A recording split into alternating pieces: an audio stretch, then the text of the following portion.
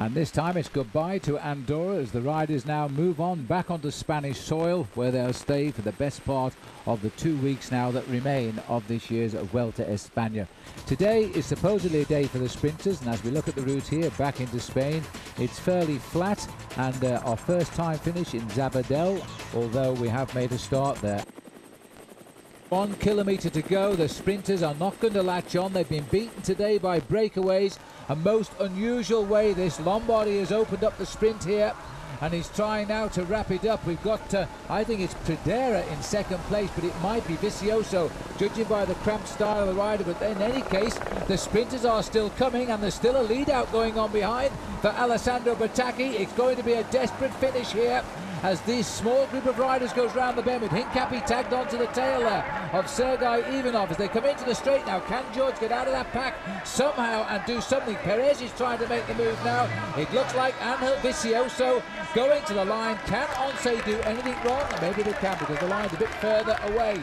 Vicioso has swung away now. Petacchi has got through. I don't believe this, because they're coming right up on the line now, and Zabel is on his wheel. Is this going to be revenge for Erik Zabel? The best chance he's had. He's through on the inside. Erik Zabel is getting the line. He's got the victory.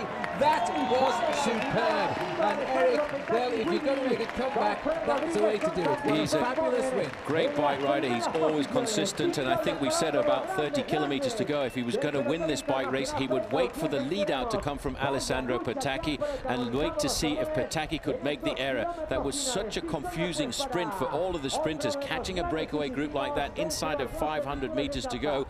You see, Petacchi didn't have his lead out man there. He had to go for a very long sprint. There, right on his wheel, was Erik Zabel. The long lead out by Petacchi faltered a little bit towards the end. You make one mistake and Mr. Erik Zabel is right there. There it is, 4 hours, 10 minutes and 51 for what was over 120 miles of racing today.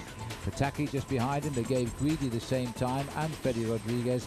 Tom Bonan was the rider who came into the frame near the end in 5th place. He's beginning to become a very good sprinter, because all of them had to work very hard to be in at the kill today. Here's the golden jersey, and for 7 days now, Isidro Nozal, in the early part of his leadership, we were commentating about when he would lose it.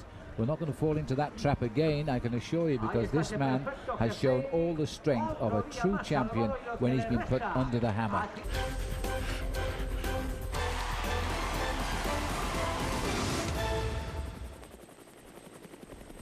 Ten days behind us now, a rest day yesterday. The riders in the Tour of Spain have covered more than 1,400 kilometres. They're about to add on 162 kilometres today, and I can tell you they're absolutely flying. The fairy tale tour of Isidro Nozal all began with the team time trial in Gijón. 28 kilometres. The Once team were favourites, and they lived up to their tag. They won the stage. But yet he wasn't in the leader's golden jersey. That was on the shoulders of a teammate. But then came his chance. He joined a breakaway, and the breakaway succeeded. He became the 3rd leader of the Tour on the team, and he was looking the most solid because he was the first to get time gaps. Of course, the first big test was the individual time trial, and everybody was convinced he wouldn't do well here. Well, he's shocked. He not only won the time trial, but he increased his overall lead. Of course, now he proved he could time trial, but could he climb mountains? He faced 3 days in the Pyrenees.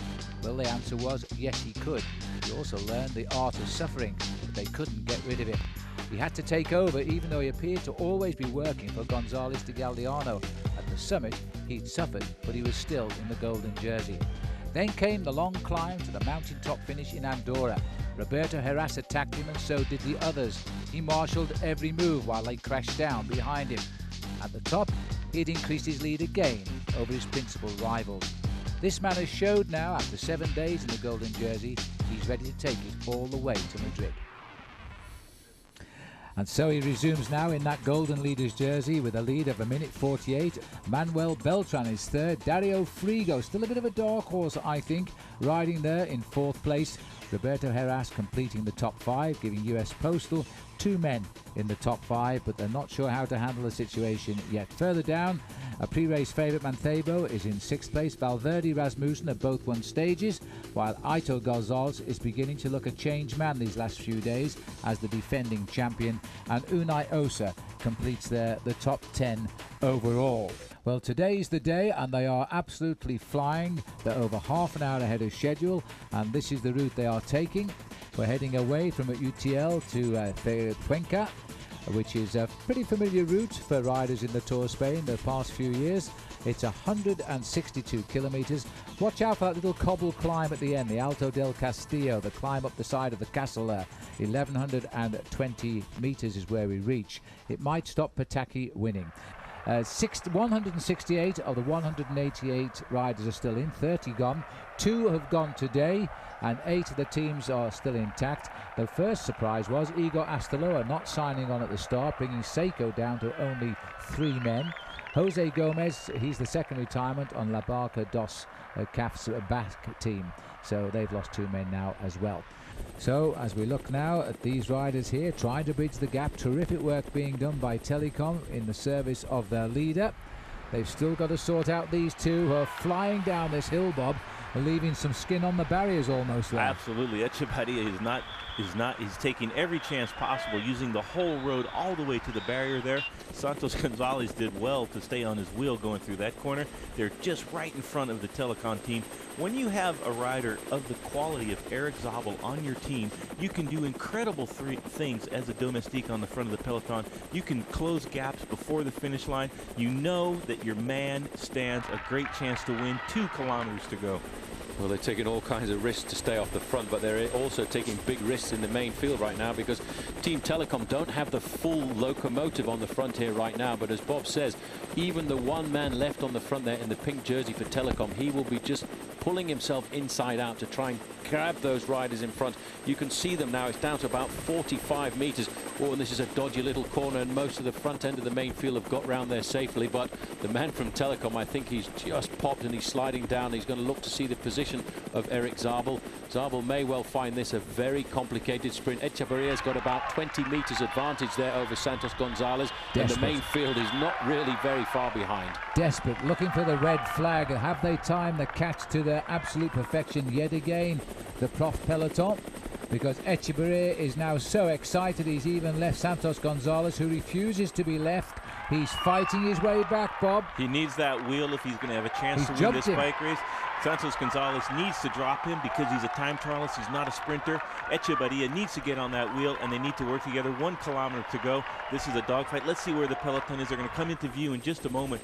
Big effort, though. Great descent by Echevarria. Santos Gonzalez did well. Now Echevarria has got to use his patience. You cannot make a mistake. Let Santos Gonzalez lead it out, and then hopefully you come around before the peloton catches you. We are into the last 600 meters or so. It is desperate, but there is a possibility. It's ruined all the tactics here of the riders in front. They've got to go, and they're going to be swept up as they come to the run-in, because Echevarria is still seeking wheels to follow, and it's too late. He's got to make the move because they've got him and they've tagged on to the back. And also I think, you know, there is Alessandro Petacchi here as they start to head down towards the finish now. Zabel is in, looking out, can't see him at the moment. Over to the right of our picture, Erik Zabel, as they try now to launch the attack to the finish. Zabel is going to be, George Hincapie's mixing it too, as they wait for the move, and Echevarria has tried again. Zabel is through the middle. They've all opened up for the big sprinter from Germany. You won't believe this, as Van Gulen tries to take him on, but as he comes to the line, an extra kick by Zabel is required, and it's going to go to the photo, and I think it's probably Van Gulen there who was right on the line. It could have been Tom Bonen. He's tall enough to have been Tom Bonen, and if it was Tom Bonen, I would put my bet he might have taken it on the line, Paul, but it was extremely tight in the end. Here we go. Let's have a look now. Zabel may have just burst out too soon, but did he? Here comes the rider from Quick Step, big enough to be Tom Bonen. Zabel has won it. Zabel has taken win number 2. He's a great bike rider, Erik Zabel. He's a tough competitor. He will fight through any kind of gap. He saw what was happening in the last 200 or 300 meters there, and he saw just exactly what he had to do. He could feel the pressure of everybody coming up through the outside, and he went for a very long sprint. And there's the result. 101 miles today in 3 hours and 15 minutes. Now that's bike racing for you. And Tom Bonen just being beaten by a quarter of a wheel on the line. Angel of Spain getting in there in third place, Valverde fourth, and Gorka Gonzalez in fifth. That's as the camera picked them out. But we are very pleased to say that Roberto Heras, their first reports are he fell, is finishing with this group. George Hincapie sprinting it out, but further back is Heras. He's listed in the group in the finishing bunch here. Aito Gonzalez, the white helmet and the white jersey in the centre of our picture, taking part in the sprints here and doing very, very well to get near the sharp end. And on the right there, the golden jersey of Nozal. Happy smiles for the man we know very well, Erik Zabel, and he loves every day he wins like it was the first victory of his career. He really is a wonderful bike rider. He says there are so many young fast sprinters coming up now, but he has one advantage, and that's experience of a man who's won 179 bike races as a professional. This is the new situation overall, and it's significant because Nozal keeps the lead, of course, with the same gap over Gonzalez to Galdeano, but Manuel Beltran, and they may have given us a confused call when they said Heras crashed, because Beltran has finished in the second group. He has lost over a minute, and he's just about held on to third place overall. Other than that, the top 10 names are still in the same order as they were this morning.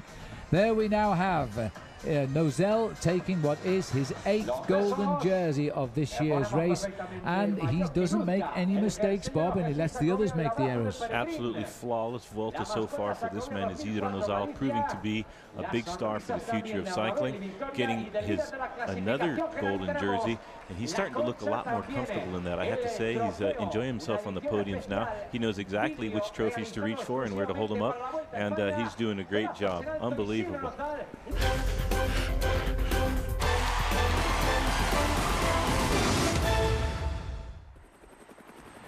And onward we go, stage 12 today in the Vuelta España. We move a little bit further south from Cuenca down to Albacete. 169 kilometers. The stage is pretty flat after the initial beginning, and we run downhill. It's the hometown too, by the way, of Oscar Sevilla, and I'm sure all his fans will be there. Let's have a look now at where we're off to today. We went north yesterday. The wind's coming from the northeast quarter, tail to cross as we head south now from Cuenca down to Albacete. We've had the small climb. It was after only 11 kilometers today at Tordiga, and the riders now running pretty much on flat roads, and they're going to have to be very careful of the crosswinds. 168 on the start line today, 30 now gone since we started 13 days ago at Quillon, and 8, quite a lot I think, 8 of the 22 teams still carrying all 9 riders towards the finish. Seiko, by the way, they're in a little bit of problem because they've only got 3 riders left in the race, and here they are for you: Juan Fuentes, Leonardo Pepili and Pugacci. The only 3 riders still going on Team Seiko, and up until now it's a team which has had a wonderful season. Big effort being put on here now by Matt White, US Postal, just under 31, well now we're going over 31 miles an hour as they really race towards the line, not thinking of the finish at all. There's no bonuses in this race. You've got to make your time the hard way, and that's drag it out of those legs. So these boys in US Postal will throw their hands up when they come to the finish. All they want are the seconds, and that's why Petacchi's job at winning the sprint should be that little bit easier. A great coup by US Postal, but certainly a planned move by Johan Brunel to try and blow this race to pieces. It really was exactly at the point where they turned right off the big main road down from Madrid that the acceleration started, and it really has been quite remarkable to see so much pressure on the race for the whole of the last hour. And look at this time gap now. It really is starting to go up that little bit more, and I think by the finish line it may well be closer to the 1 minute mark, because these guys, they've lost all impetus. Well, it's almost the magical minute at 3 kilometers to go. The next banner we see will be 2. And now, of course, in the leading group, Petacchi will start elbowing his way through to try and get into the rhythm that's being set by US Postal. But there's no doubt, you know, what a strange world it is. 24 hours on from losing just over a minute. Manuel Beltran has profited by other mistakes today, and he's going to pull most of that time lost yesterday back on the road into the finish today. You've got to pay attention. You have to pay attention every day in a 3-week bike race. That's what it's all about. It's all about consistency on every individual stage. I can see a white jersey moving towards the front end of the main field, and I can see a white jersey with the German flag on it as well, because Erik Zabel will be trying to get that up to the front there. He's wearing the points jersey this afternoon, but the German flag I could see was actually on top of his helmet.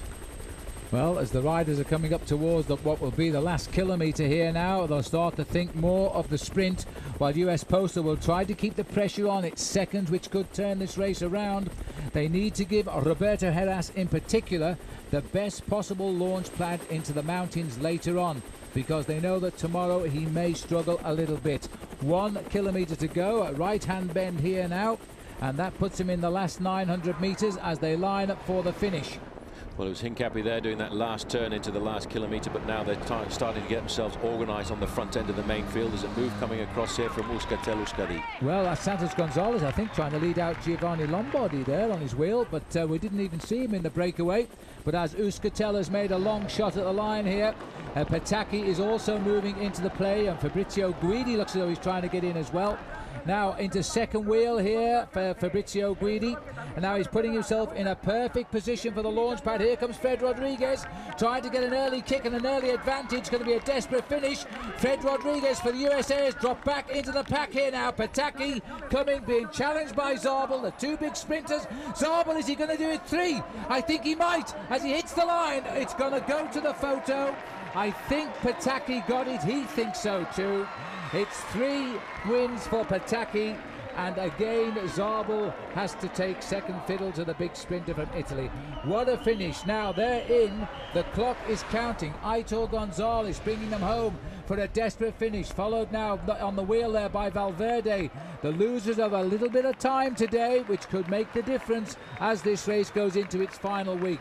Watch the clock then as they come in, as it's been won by Petacchi with Zabel in second place. The time counts down now, and it looks as though Frigo will drop 2 places tonight as they come up to the line. It's not going to be far short of that magical minute. That's a big psychological gain for the riders up front. And think about Nozal now. He has really struck gold again today. His 9th day in gold, in fact.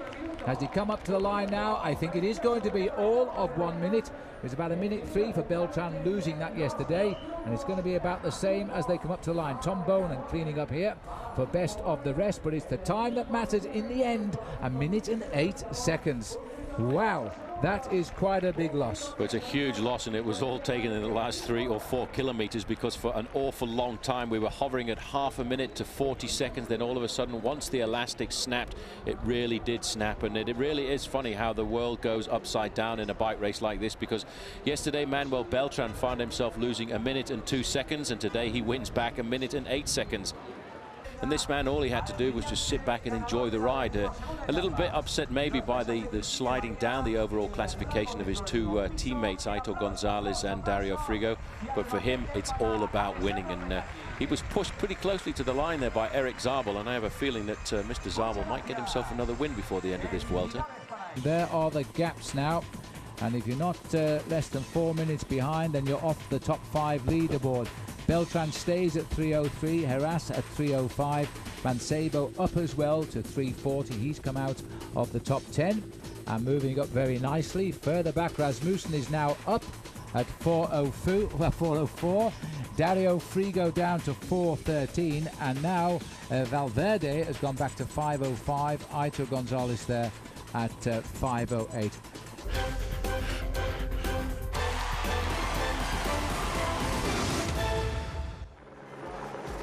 Yes, and after 13 days and more than 1,700 kilometres, it's now the second time trial, the race against the truth. The man that wins with the best time takes the day, but you know he could also win the Vuelta.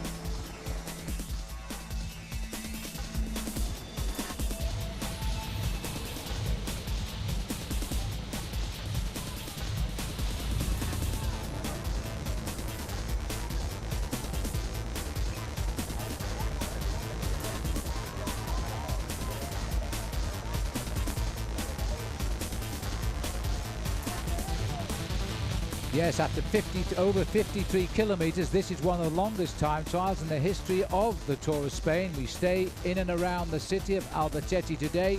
The wind will come at them from all directions. This is the overall situation. Isidro Nozal looking for an 11th day in the leader's yellow jersey. A minute 48 over Gonzalez de Galdeano, his teammate. Beltran, Heras, Mancebo will all look to close down the gap today. Further back, the two big losers yesterday, Dario Frigo and Aitor Gonzalez, are great time trial riders. They'll need to be now to start closing down these gaps. Now, the American riders are riding well. George Hincapie is in, so too is Floyd Landis, who is sitting on the 6th best time. Leipheimer is sitting on the 4th best time at the moment. Freddie Rodriguez and Bobby Julich, there are the times for you to see. Well, it's been an incredible effort by one of the very best in the business. David Miller won the last long individual time trial recently in the Tour de France just a few weeks ago. He's still on good form. He set a scintillating time against the wind from the turnaround point on the course when it comes back against the riders, the headwind all the way to the finish. He conserved a little bit throughout the day and still had incredible amounts of power and speed all the way to the line and set a very fast time. Over 3 minutes faster than the nearest man when he got to the line. Riders have started to come a little bit closer, but he is still leading. Well, the one thing about David Miller is he gets quicker as the race gets longer, and so the case has proved again. 62 minutes, 16.5 seconds, and that is the current situation. Sergei Ivanov gave him a few shocks, only 2 seconds behind him at the first check, fell away to finish 27 seconds slower. Similar thing for Bert Grabsch, who did the same in the first time trial. Levi Leipheimer continues to improve. He is a good time trial rider and holding 4th place at the moment, and Tony Towler there of Kelme is in 5th. Now I think we can go straight to the action, and I think we might see, it says Morelli there, we can't be far away though. Hincapie. So this is Christian Morelli and George Hincapie coming to the line now, and another good ride here. Hincapie is bridging a gap of 2 minutes here. The clock is running on Hincapie's time, and George, rather good ride by George. George doing a great ride here. He's in 8th place so far, and just not forget, he's been doing tempo all throughout the Vuelta at the front of the bike race, defending both Beltran and Heras, his teammates. But here's Klaus Moeller now. He's just about reaching Miller's time short of the line, but it's been a very, very good effort by Klaus Moeller here, as I think he should get in 2nd place and beat Ivanov. It'd be a bit of a sprint because he's been going slow and he's making the effort now. He knows he's close. He'd be sad he hasn't matched Miller's time. He was beating it the first 2 time checks, but a huge effort. He's going to have to finish off with a flourish, and I'm not too sure he will now. I think Ivanov might hang on here as Moeller comes up towards the line now. He's got 3 seconds, so he has slowed quite substantially over the last quarter of the course, and Klaus Moeller hits the line with only the 4th best time of 1:2:48. He really did crack over those last few kilometers. Roberto Heras in the start line has to do something very special today to remain competitive for the overall title in the Vuelta a España. You can see that yesterday there was absolutely no hesitation on the US Postal Squadron. They most certainly haven't given up. They went into the wind, tore the race apart, and they did a great job. Roberto Heras, I'm sure, will give everything for this time trial. Now, the last man of the 168. When he came to the time trial a week ago, we were expecting him to be replaced by a new leader at the end. He not only was not replaced, he won the time trial, beating David Miller. Miller was surprised, Nozal was surprised. If he does the same today, we won't be fooled again. We'll start to look at this man as the future winner of this race. Moving on to 27, we have no information. Oh, Santos Gonzalez, this is not Aitor. Santos has gone through here with the 5th best time, which is holding what he had at the earlier check of 14 kilometers, also 5th best time there. We are waiting and wondering why they haven't given us Aitor Gonzalez's time, because he was due there about 5 minutes ago, but no information coming from the timekeepers in Spain at the moment. But they'll get it right before the big boys get there, I'm sure. Not that Gonzalez isn't a big boy. Well, he is a big boy. Let's not forget he actually represented Spain at the Olympic Games in Sydney in the individual time trial. It's a very important day for Roberto Heras. He's moved high up in the overall classification with that move yesterday, a very good orchestrated move by US Postal Service. He moved up into 4th place in the overall classification, but breathing down his neck, a minute and 11 seconds behind, in fact, is Aitor Gonzalez, and only 46 seconds behind him in fact, is Dario Frigo. So I think the top end of the overall classification is going to change quite a bit this afternoon. It always amazes me when you look at a rider like Igor Gonzalez de Galdeano. His position on the machine doesn't really indicate the amount of power this man is developing right now, because to put it into technical terms, he is probably producing around about 500 watts of energy right now. This is an exceptional ride by Roberto Heras, doing it on the flat, of course, with his known ability on the mountaintop still to come. He could yet be a top 3 finish, and he knows it. This will be a most interesting time here, because he's about a minute and a half he's taken out of Mancebo. He's closing in just about 30 seconds or so, and he'll be up on him because they started at 2-minute gaps. Here we go. As he hits the line, it's going to be 5th best time at this point. 31.47, conceding 52 seconds at this point to Klaus Mola. You can see Nozal in the distance down there. There's a yellow car. The second Once team car is following the last man to start. Igor Gonzalez de Galdeano, not for the moment rivaling the 2 times at the top of the leaderboard, the times of Mola and Miller, but still he is rivaling the best times. And you know what impresses me the most is Roberto Heras is only a few seconds behind Igor Gonzalez de Galdeano, who goes through there with the 5th best time at this point. And a full minute quicker than Dario Frigo at that point too, which is a very interesting marker, I think. Mola has the best time here of 30.55. Gonzalez de Galdeano has gone through 31.32, a minute quicker than Frigo. And this man, clearly the best of the men who are looking for a high finish in Madrid. Has he confirmed it? Look at this. He's coming through now. This man has found his time trialing legs as well. He's going to be just on the same time as Mola. 30.55.3. They say he's quicker. Well, it's exactly the same time, only separated by tenths or even thousandths of a second. This man is certainly been the huge surprise of the Vuelta a España here right now, and I have to say they've put him on a very special machine here this afternoon, Bob, because it's emblazoned with gold finished equipment, and that's probably a lot to do with the fact that he's wearing the golden jersey. There's confirmation at 27 kilometers covered. Isidro Nozal and Klaus Mola exactly the same time. 4 seconds ahead of David Miller.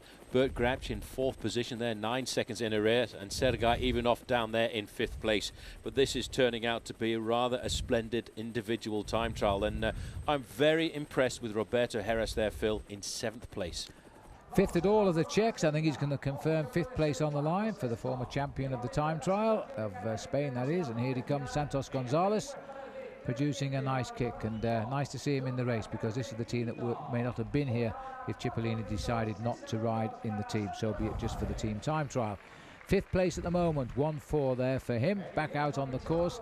This man is looking rather set to break a 1-2 barrier at the moment, and he might be the only man to do it if he can maintain this place. It's all going to be down up to the last 15 kilometers, because as we said, the wind this afternoon is basically a southeasterly wind, a complete change in wind direction as we get down towards the bottom of the Spanish Peninsula, and they've got a tailwind over the first half of the course and then a very difficult headwind on their way back into Albacete for the finishing time. It's a good ride by Alejandro Valverde. Remember, it's to be points for that blue jersey, because he wants to keep high up in the overall classification in the combine competition.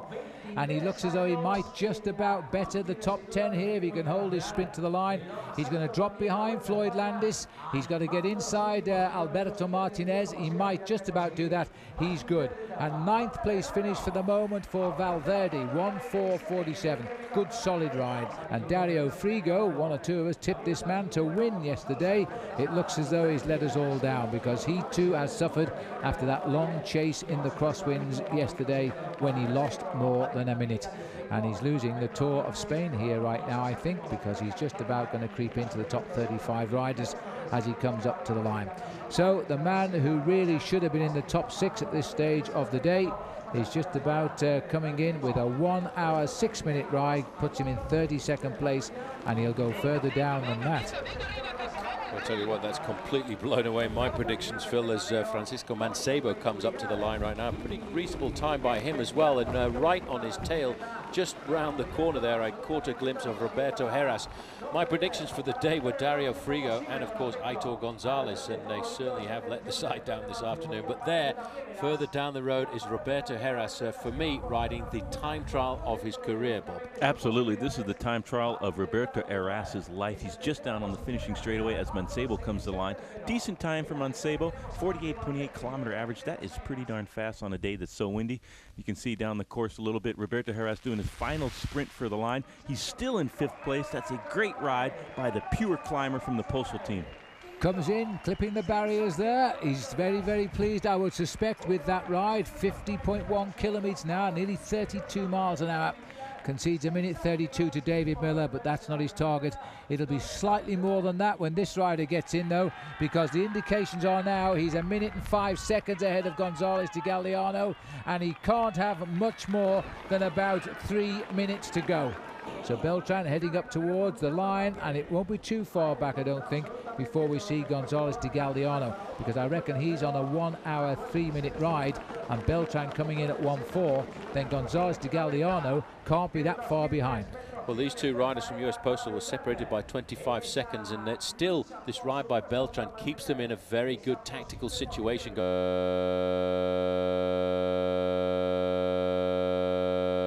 into the big mountain stages to come, because they can always launch a man into a breakaway situation.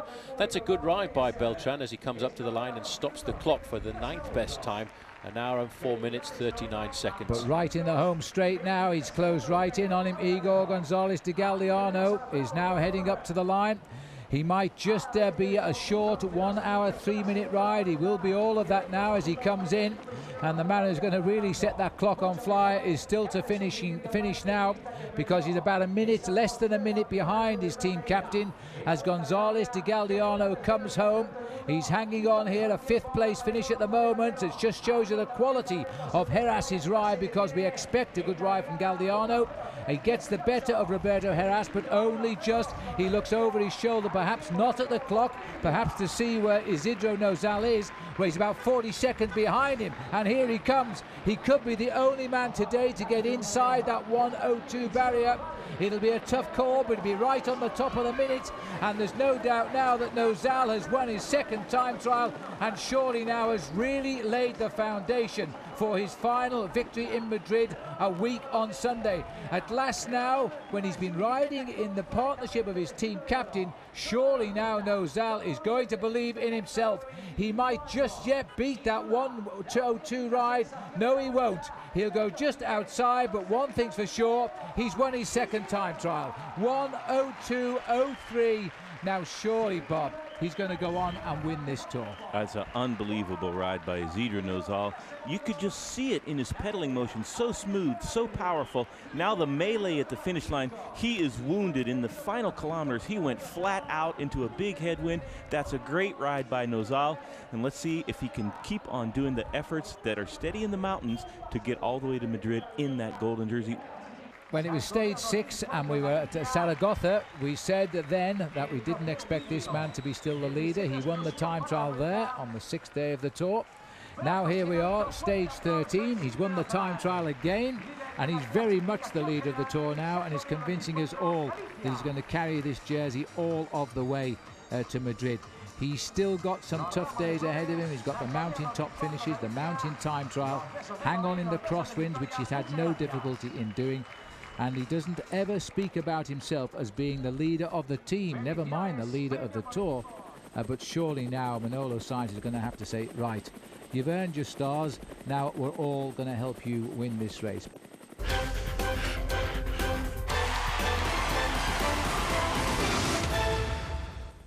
14th day of the race now. We say goodbye to Albacete and the scene of the big time trial yesterday as we head now towards the next town at Valdepeñas.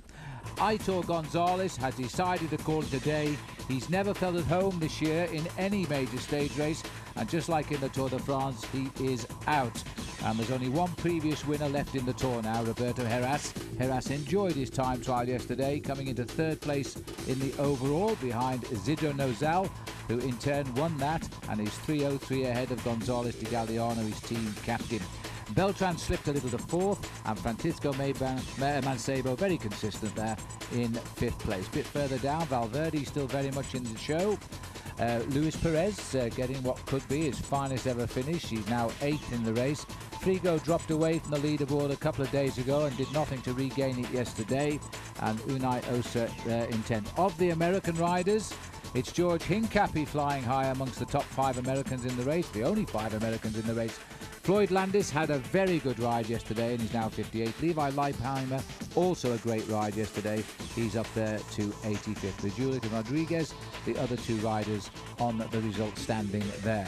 We're traveling in a westerly direction and we are picking up a tremendous tailwind. Over 51 kilometers covered in the first hour today on the road to Valdepeñas. We're down to 165 now of the 198, and 7 of the 22 teams are now all that's left intact, losing Ito Gonzalez today, the first man in the Fassa Bortolo. And 2 riders giving up so far over the weekend. Yesterday not starting the time trial, and we didn't know at the time, was Angel Casero, another winner of the Tour. We lost 2 winners in 2 days. Peter Falazan in Cofidis, and moments ago we lost Ito Gonzalez as well. Well, we believe they're looking at 3 kilometers, but the writing is so small on these banners, we're never sure until the riders know exactly where they are. And certainly at the moment, so too do the Team Telecom boys. Now watch out for the polka dot jersey. I don't see him at the moment, but the Fassa Bortolo boys are beginning to move in on the thick of the action as well. Moving around the outside, Fassa Bortolo want to keep it up, and looked to me as if that was 2 kilometers to go. And there's a huge acceleration coming now from Fassa Bortolo. I can't see Erik Zabel at all down there, but I feel certain he must be still in with a chance. An acceleration like that must be coming from a rider like Sergei Ivanov. Well, Ivanov or Tzato, it is Ivanov. And I tell you what, that was a terrific jump, and he's distanced the peloton here as they're trying to reorganize themselves at the back. And this is going to be desperate moments for them now, because it is a very difficult gap to be bridged, and they might get the win on Fassa, but it might be with the rider they're not expecting, as we're looking now for 1,000 meters to go. Telecom moving up the outside. They want to control it all. That was a long attempt there by Ivanov. He's disappearing, but the effect that it has had is to stretch out the front end of the main field. In about 10th position there, you can see a lime green jersey. That's going to be Angeledo, who rides for Milanese. He'll be looking for the win as well. On the front, Telecom back in control, but there are a lot of white jerseys. It's the Petacchi train right now. There in 4th position is Erik Zabel. Right on his wheel there is Freddy Rodriguez. He's also looking for the win. 1,000 meters left to go. Petacchi is up into 3rd place. Zabel is in 4th. Rodriguez in 5th. Big lead out now by Tzato, and he'll peel off and try and move over for Petacchi to take up the running here, but Zabel has got the wheel too, and there's a rush through by Alessio on the right hand side of the road now, with Angelo Ferland trying to get on the action. Rodriguez poised in the centre there. Tom Bonan is right there too. They've got a lot of confidence with this man. A big lead out now. Bonan perfectly positioned. Hincapie there in 2nd place. Now is this the day that Hincapie is going to give us the sprint of his life? Hincapie comes, Guidi trying to take him on, Bonan coming on Hincapie, and they're going for the line, and Guidi's coming clear now with Bonan in 2nd. Hincapie, Petacchi is in 4th. Here comes Alessandro Petacchi with the usual run now. Nobody's going to get over Alessandro Petacchi. Hincapie, and Fred Rodriguez isn't going to give up. It's 2nd for Fred, 3rd for Zabel. What a sprint that was. Unbelievable. How does this man do it? He can lead from the front, or he can come from the confusion of 5th or 6th position behind.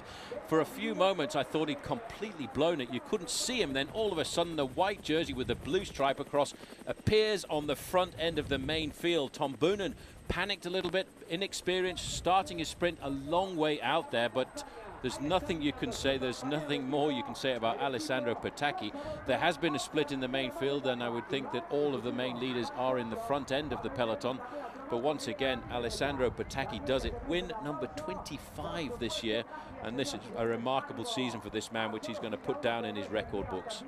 Well, he is fearsomely fast, and there's the result. Getting in behind him, Fred Rodriguez, Erik Zabel, Thomas Brun getting a place there for CSC, the Danish rider, and Tom Bonan fading there, but only as far back as 5th and holding on well. What about the big boys in the race? Well, they all watched each other, finished almost alongside each other there. The top 3, Heras, Nozal de Galliano, and Beltran and Mancebo also in the front half of the split and losing no time, because they did split time, the big peloton, so they were wise to stay together. But Alessandro Petacchi now has won the stage, and it means he's gone equal on points now with Erik Zabel, who finished third. Petacchi will wear the polka dot jersey tomorrow because he has 4 stage wins to Erik Zabel's 2, and on count back it means he would win the jersey if the Vuelta were to end today, but of course it doesn't. We have exactly a week to go tomorrow. No change at all because they all managed to hang on to each other's racing jersey in that sprint. Galdiano is second at 3:03, Heras 5:13, Beltran and Mancebo. The time gap's important now as we head to the mountains, of course.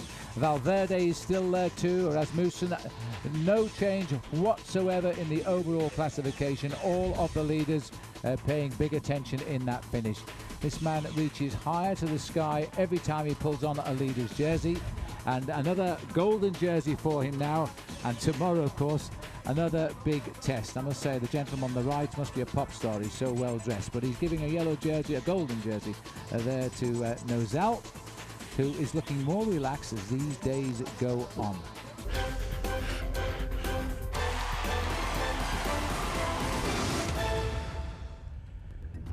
Of all the terrain a professional bike rider fears most, it's the high mountains. They must personify pain today, and they must be conquered by those who want to win a Grand Tour.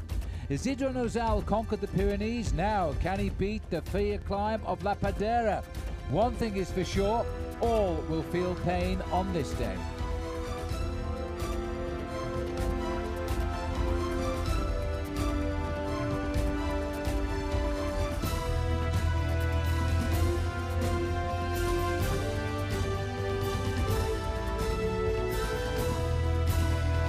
Let's have a look then at where we're going today. The riders know only too well. They've only been there once before, by the way, and that was last year. Let's hope that the mayor of the local town has remembered the key to the gates, because they have to open up the gates to allow the riders through onto this private stretch of road to the finish at Sierra de la Pandera.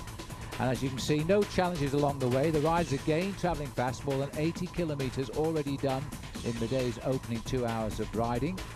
Just the second category climb, which is really the stepping stone up to the big climb itself, which finishes at a height of 1,840 metres. 165 men setting off this morning of the 198 who set off 2 weeks and 1 day ago. 7 teams remain intact of the 22, which I think is quite a large number of riders, still full complement of 9 men there. As we're watching a group of 5 riders here sprint for the points at the top of the Alto de los Vilares. Laiseca has already gone through. That's the clock counting now as the riders go over the top here. 27 seconds the gap. Now the breakaway is the King of the Mountains gets second points there, Cardenas, Daniel Atienza, Cuesta, 2 teammates from Cofidis, Mercado and Sevilla. That is the chase group. 27 seconds now behind Robert Laiseca. At the peloton, 40 seconds. Not too far behind. In fact, they're only just 15 seconds behind the chase group. But right now, Roberto Laiseca flown the coupe for the moment, riding a solo to the summit, to the bottom, I should say, of the Sierra de la Pandera. But once he gets there, it's going to be all change in the gear ratios, because that's when it really kicks up. They've got around about 2 kilometers now of respite before they get to the start of that road up to what is or used to be an old military base. And for the majority of the year, the road is actually closed down. And once you get up there, there are 1 or 2 disused military buildings. But the 2 riders who really want to do the most impressive ride this afternoon are Manuel Beltran of US Postal and, of course, Roberto Heras. Well, these boys continuing to set the pace at the front of the group here. David Miller there in second place as 5 riders are behind a single leader. As I say, I hope the local mayor has remembered to open the gate. It's normally locked. Nobody goes to the top. But right now it's 8.3 kilometers. Once we get up there, it takes us up now to 1,840 meters. And look at the average gradient, 6.4 with a max of 15%. Could change the race quite considerably here. Bob. It looks as if the peloton led right now by Levi Leipheimer have caught up to some of the guys that were in the breakaway chasing Laiseca. They haven't caught Laiseca just yet, but big tempo now coming from the group. Here's Laiseca at the front of the bike race, closing in on the final kilometers. He has a very tenuous lead right now. That'll be 10 Ks to go till the end. Levi Leipheimer having a great day out here. He loves the Tour of Spain. He's finished on the podium before. That identified him as a top contender for these Grand Tours. He's had some bad luck since then, but right now doing everything he can to help his teammate Michael Rasmussen, who sits in the top 10 on GC and has already won a stage in the mountains. There's David Miller moving up on the outside. I think everybody in the front right now speaks pretty good English. Yeah. Good line. Yes, definitely very good line. They probably speak I was trying to think of a English. line and to say about Levi, and I couldn't get one to mind. Well, I've got to tell you what, Levi is an incredible bike rider to bounce back, because I had a funny feeling over the first few Pyrenean stages of the Vuelta a España that he wasn't going to, in fact, get through the Vuelta a España this year. But he's hung tough. He's still in there. It's important for him to do well and ride with good condition towards the end of the season, because he needs to have a solid season next year if he's going to remain a candidate for a high finish in the overall classification of the Grand Tours. There's a big battle going on in this group behind right now, and everybody's not too worried about the position of Roberto Laiseca, who's a long way down in the overall classification. In fact, he's more than an hour and a half behind in the standings, but if he can get a stage victory at the Vuelta a España at the summit of a mountain, that will just wipe out all of the bad luck that he's had this season. In fact, he hasn't had a win to his credit so far, but amazing to see David Miller on the front here, obviously doing the team job here this afternoon. This man is hoping to ride well in the World Championships in a couple of weeks' time, when that's in Hamilton in Canada. And I think he probably would have taken a slight blow to his morale, Phil, because he thought he was going to win the time trials here very easily indeed, and he hasn't done that yet. He's been beaten by a young man who was unknown before the start of the Vuelta a España by the name now of Isidro Nozal. Yep, and today is a big test for him, because he's still sat there. We haven't seen him do anything at all. As we're watching here, US Postal, they've just gone under the 8-kilometer banner. They're very, very close now to Roberto Laiseca, and it is going to be, I think, an attack now from Heras. They're building. Well, look on the other side as well. Rasmussen was right there, the man who was the revelation of the Pyrenees. He's high up in the overall classification, wants to try and climb up to the podium if he can. There you can just see the orange jersey of Roberto Laiseca, not very much more than 25 meters in front of the main field. The bulk of the work right now is being done by Manuel Beltran, the teammate of Roberto Laiseca. They are all queuing up there. The orange jersey there is the leader of the King of the Mountains classification, and looking a bit further down, we're looking for the golden jersey, and there he is, just down on the left-hand side, still looking pretty comfortable, and they're going to have to do a lot if they want to crack this man here this afternoon. He's looking under control at the minute. There's 25 riders left in this group, Bob, and quite clearly now Beltran doing the work for Heras, and then he's going to have to try. Rasmussen is poised and looking extremely dangerous there, number 167, and so too is Karadeniz, and there goes the first acceleration. Heras is going to have to follow these and match them. He's going to have to hit Nozal very hard. He has got plenty of help, and there's the catch of Laiseca. Rasmussen, Heras right on the wheel of Karadeniz, as well as Luis Perez from the Cofidis team. Now we're going to have to see if Isidro Nozal can match these accelerations. He has the luxury of having 5 minutes advantage on Roberto Heras, and he can ride his own tempo all the way to the top, and you can see him there just at the bottom of the screen. This is the steepest part of the climb, and some of the riders are getting shelled off the back of the front group. That looks like Vladimir Belli getting some damage into the legs, but Karadeniz, you know he's going to attack all the way to the line, and it's Heras now that has to make the attacks, and Nozal tacked on right behind there in the perfect position to defend his jersey. Well, Karadeniz has gone again. He's not waiting for anybody. He's not too worried about the fighting for the overall classification. He wants to win here. Climbers want to win at the summits of mountains like this one, and this is becoming a very famous mountain. It's only the second time that the Vuelta a España has been here, but it already has built up quite a reputation. Laiseca just going off the back of the group there. Here you can see at the back are the men from the yellow jerseys group. Igor Gonzalez de Galdeano looked to be in a spot of bother there for a moment. The golden jerseys over there on the right-hand side, and he's moving very much to the front end of this group. Well, on says Gonzalez de Galdeano, 21, a little bit detached from his team leader at the minute. Remember, Gonzalez de Galdeano lost over 5 minutes on this climb last year, 7 kilometers to go. But I am not yet impressed by Roberto Heras. He hasn't found the strength to accelerate clear of his shadow. Well, it's difficult nowadays at the level of the sport to come back and ride a big Grand Tour after he's done so much work for Lance Armstrong during the month of July in the Tour de France, and it's a very difficult order to try and do it again just a month and a half later. He's going to have to try and do something if he can, but I'm not sure that he does have it in his legs this afternoon. The man who's just cruising around at the front end of that peloton in the golden jersey, Isidro Nozal, is looking very comfortable.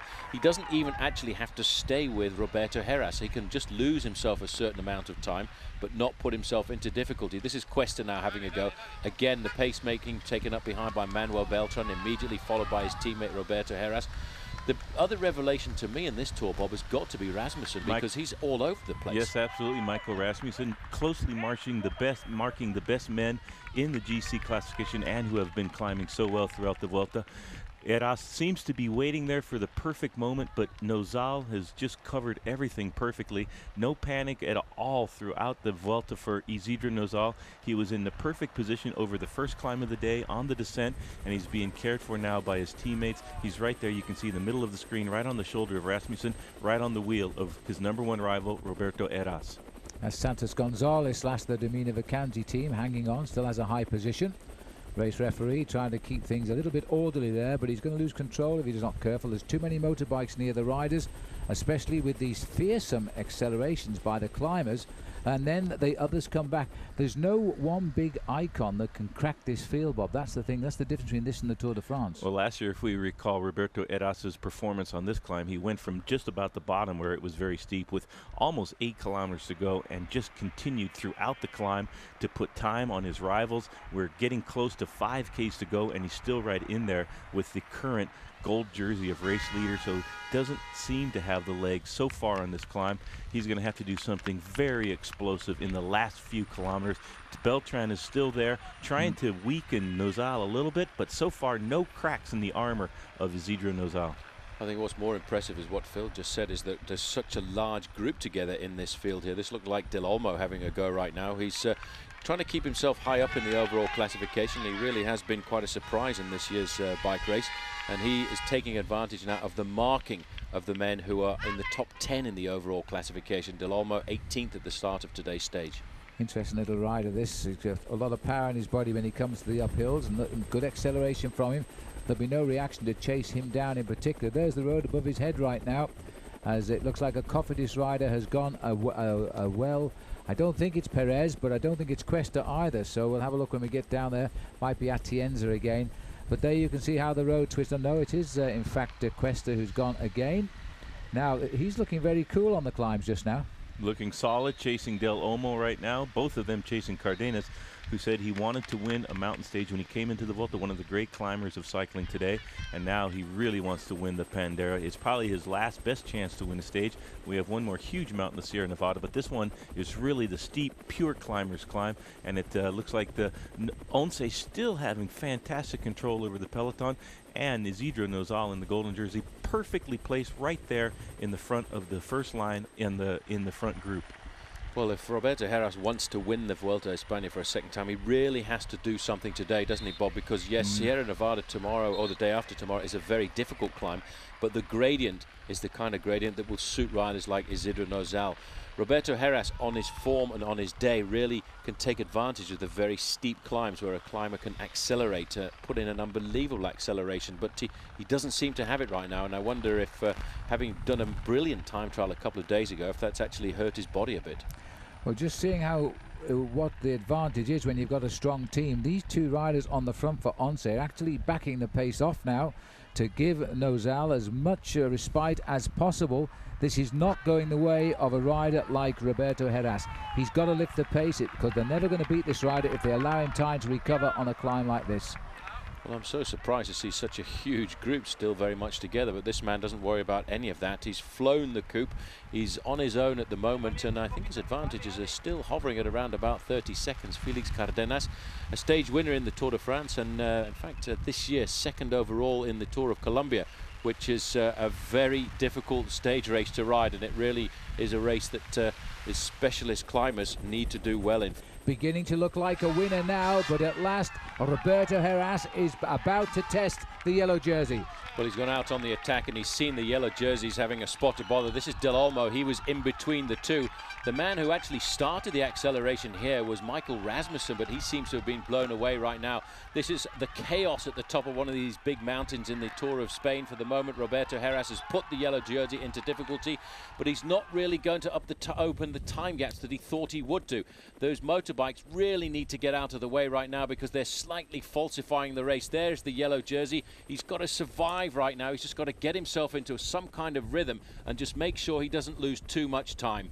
I think he's in trouble. That's the first time we've seen Nozal in difficulty. Remember, this is a much steeper climb than we've seen in the previous Pyrenean climbs.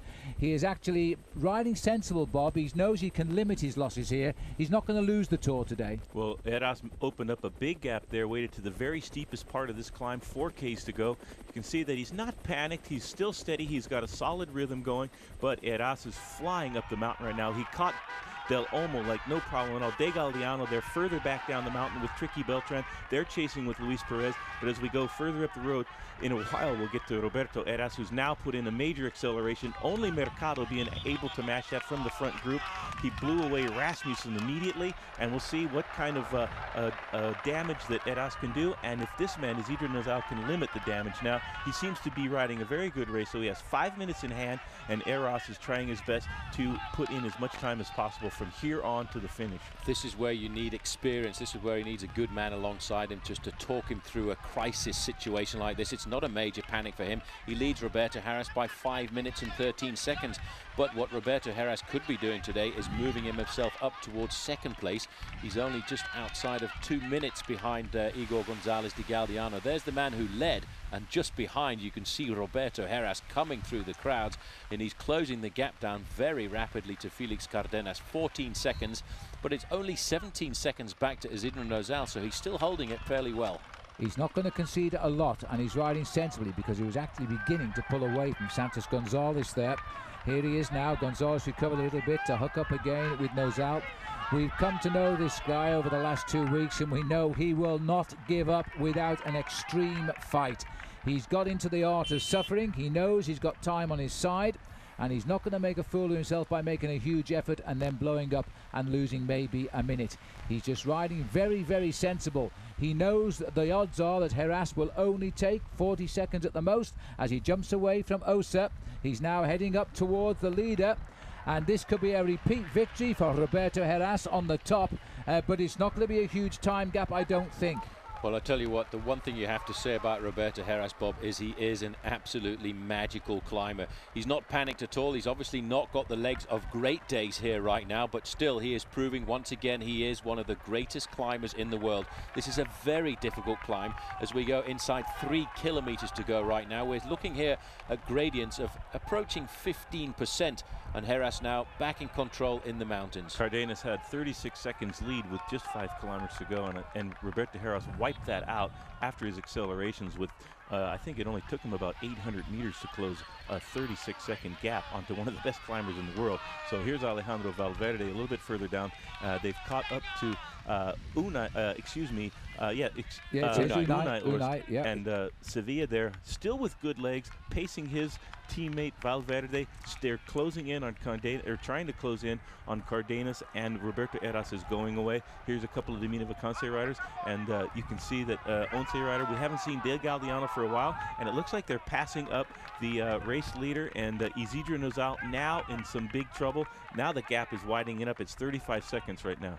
And that's just tagged onto the back of a very select group who have now come past Isidro Nozal, having seen he's in trouble. And he might recover. He needs a second deep breath right now because this is on the steep part of the climb. Now, Karadeniz has not thrown in the towel here. He's hooked up with Roberto Heras. Has he got the legs to answer yet another fierce acceleration coming from this little Spanish rider, who is an absolutely brilliant climber? He's got all the body weight, 136 pounds is all he weighs, and that is a great advantage on a mountain like this. You switch to somebody like Nozal, you can see, I think both his feet probably weigh 136 pounds. He wears size 12 shoes anyway. He's a very big bike rider, but he's using all of his courage right now. He's losing time, but he mustn't lose faith because it doesn't matter. He's 5 minutes ahead of Roberto Heras at the start of the day.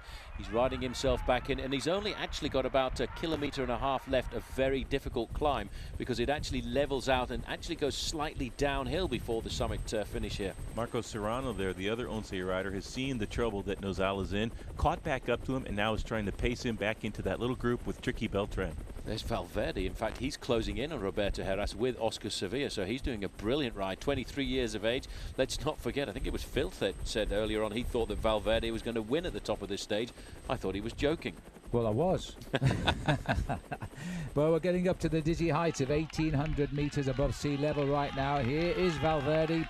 This is the benefit, Bob, of having a strong teammate like Sevilla to help you when you need him. Well, absolutely. Kelme looking for a stage win here, looking for Valverde to get some more time. He lost a lot of time on the flat time trial. He is a climber, and Nozal now is getting close to 1 minute. That magical barrier we thought he needed about a minute and a half is starting to become a reality. Nozal turning himself inside out, hauling those size 12 boots up this mountain, trying to limit the damage to one of the greatest climbers in the world. This is a steep part, and look at him suffering there on the wheel of his teammate.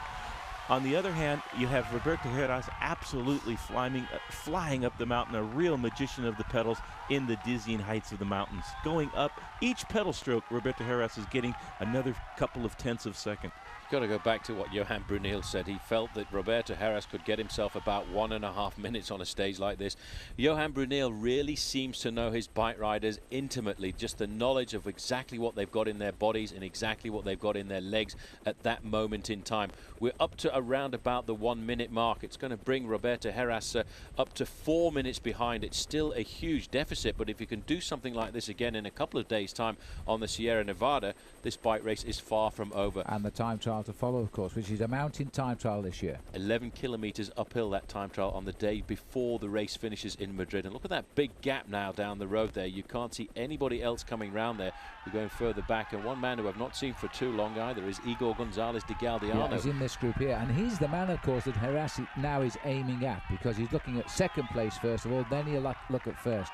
And he's probably taking 2 minutes out of him here. Well, this is the big thing for Igor Gonzalez de Galdeano to do right now. He needs to look after his teammates. He's the man with the experience. He's got to nurture this young man. He's got to encourage him. He's got to coax him over the next kilometre or so just to make sure he doesn't panic, because if his mind goes, he'll find himself losing 2 or 3 minutes. But his teammate will be uttering small words of encouragement just to keep him in contact, to stop him from cracking psychologically in these last couple of kilometres. Well, if he concedes just over a minute here, Bob, and he loses a minute on the Sierra Nevada, another minute in the time trial, he'll still win the race. Absolutely, and that's what Once is doing right now. The Serrano and de Galdeano doing everything they can with their experience to help Nozal be calm, collect himself, limit the damage to these two men who are working very well together. I think that Heras will get some time, and Karadeniz has the advantage now of not worrying about GC. He can sit on the wheel of Roberto Heras and get him in the sprint for the stage. Both of those riders stand to gain quite a bit today, and this man is trying desperately to stay on the wheel of his teammate, and it's now de Galdeano who's doing such a good job for his team leader at the moment, the golden jersey of Isidro Nozal. This is what they say in the sport of cycling, Phil. This is a grand seigneur. What Igor Gonzalez de Galdeano is doing right now is what Aitor Gonzalez and Oscar Sevilla could not do last year. He's making sacrifices. He could actually lose his second place in the overall classification, but he wants his teammate to win, which is why he's staying there with him and encouraging him over these final difficult kilometres. Well, it's all over, near enough now. Now to question Heras, really has got to think about winning, and being the only man ever to have won at the top of this climb, he still wants time. He's going to have to carry on. Karadeniz was really upset when he lost the big climb into Andorra on the Envalera there.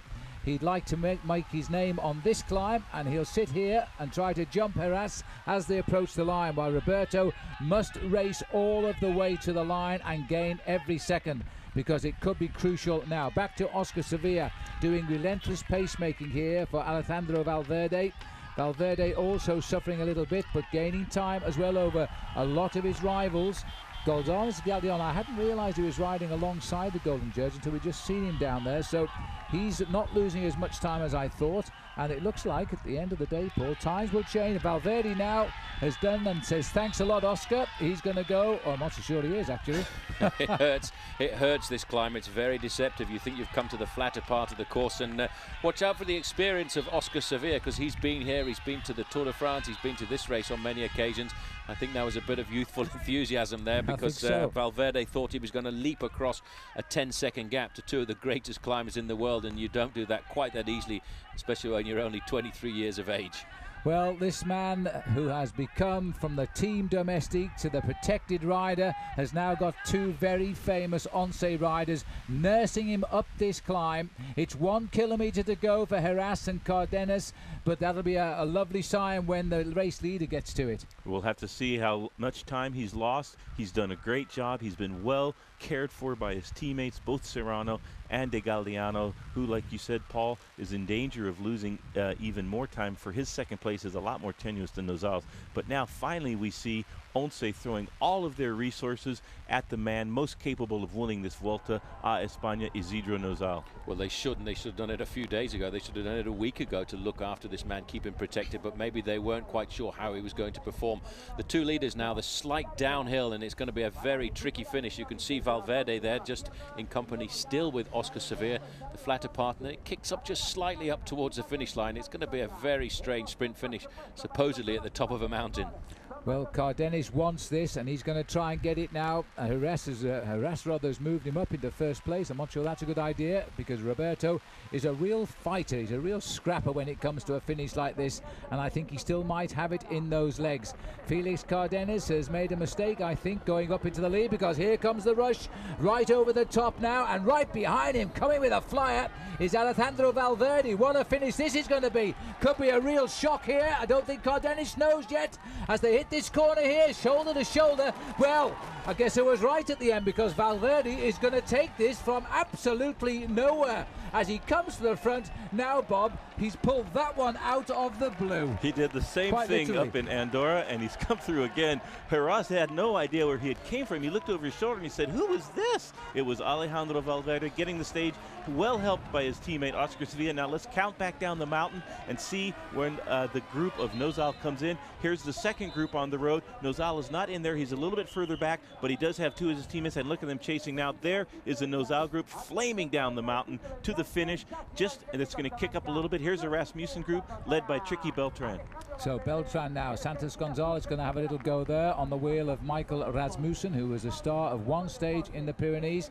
He's still up in the mix here. Santos Gonzalez, so remember, he was up with the Nozal at one stage. Nozal fell away from that. It's a tricky old finish this if you don't get your sprinting right. Perez also going up on the inside. Now he's coming up towards the line, but Gonzalez is keeping his gears low, and he's just about going to win that one. So he'll go over, I think it's fifth place there for Gonzalez. The clock continues to count. This is crucial. 1 minute so far now. As definitely, as our friend Sean Yates would say, a very dodgy finish, and this should be, as we look at the winner there, it's a pity we pulled away, because there is the golden jersey coming in somewhere towards the back of this group, right on the wheel of Igor Gonzalez de Galliano. 1 minute and 14 seconds. So that's right, minute 13, minute 14. The clock has stopped, so Nozal has conceded that to Roberto Heras today. It will not alter the top four riders in the overall classification. Valverde has won the stage. He'll increase his lead in that blue, well, he might get the lead in the blue jersey competition now, because he was only borrowing that blue jersey from this rider here, Isidro Nozal. Yes, and that inspired finish by Alejandro Valverde means he's won the second big mountain stage of this year's Tour. Let's have a look at it again. There he is, coming up at very high speed, and I think Paulie's got to thank really his teammate Oscar Sevilla for getting him into this position. He certainly has. He tried a couple of times to get across, and I wasn't sure he had the legs, but when he got into the last 300 meters, he made contact with the two leaders, and it's amazing to see such an incredible sprint, Bob, at the top of a mountain like that. Bang! Gumby Boy came out of nowhere like a bolt of lightning from a clear blue sky, hit Heras and Cárdenas when they weren't even expecting anybody to come up, and came up with a great stage win, his second for the Kelme team. Great ride by Alejandro Valverde. And that was his 7th victory of the season. It's his second season as a pro. He won no races last year, so he's having a wonderful second season, isn't he? This is how he did. You just have a look at the faces of the other two, because they don't know where this thunderbolt came from. He crashed his way through like a bulldozer, hit the front, and he hit them at exactly the right time. He was running on pure adrenaline here, and it was a very clear win for him, and I think it might give him that blue jersey for a while longer, because he's not been the leader in that competition. He's only been riding on loan from Nozal. Here he is, a very happy young man on top of a mountain top, as he was in Andorra quite a while ago now, taking the prizes of the day. So I think we can have a look now at the stage results. Alexander Valverde and the Kelme boys. It's going to mean very happy reading again. He gets the victory. Same time, of course, as Cárdenas. Heras sitting up and losing 2 seconds in the sprint. Oscar Sevilla, he punched the sky as well. It was a moral victory for him. He crossed the line in 4th place. And Miguel Perdiguero, they're saying, was there in 5th. Perez in 6th place. Rasmussen doing very well again in the mountain top, finish 7th. Tricky Beltran coming in 8th. The top 10 there completed by Unai Osa. Looking a bit further down, Mancebo finished 11th. It'll probably cost him a place in the overall classification though. Scarponi in 12th. And right down to the 15th place man, significant, that is this man here, Isidro Nozal. He conceded just over 70 seconds of his lead to Roberto Heras. Let's have a look at that now. Still in 2nd place, same time because they finished together, is his teammate Galdiano. Heras closes in, but he's still at 4 minutes and 2 seconds. Time very definitely running out for Roberto here. Beltran holds 4th. Alejandro Valverde now completes our top 5 with his win today at 6:37. Mancebo does indeed drop down 1 place to 6th. Rasmussen still there. All of these names still here. Santos Gonzalez there in 10th, and I think you'll find he actually finished in the results as well. There he is. I think it's a smile. It's always hard to tell, but this young man feeling extremely tired after his climb up. But later on, I think he'll feel a very happy man. It's a big day he can now put behind him. We saw the sprint of Erik Zabel down at the bottom of the climb today in Jaén, and as a result of that, those 4 points were indeed important. It's given him the polka dot jersey back over Alessandro Petacchi on the eve of their second rest day.